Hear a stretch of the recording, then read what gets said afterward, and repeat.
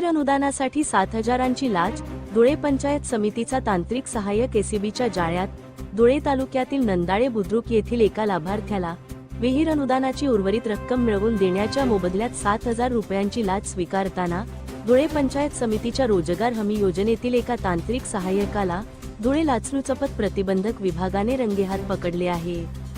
नंदाळे बुद्रुक येथे मंजूर झालेल्या विहिरीचे काम पूर्ण झाल्यानंतर विहिरीची मोजमाप पुस्तिका पुढील प्रक्रियेसाठी वरिष्ठ अभियंत्यांकडे पाठवण्यासाठी संबंधित अधिकाऱ्याने स्वतःसाठी आणि वरिष्ठांसाठी या लाचेची मागणी केली होती।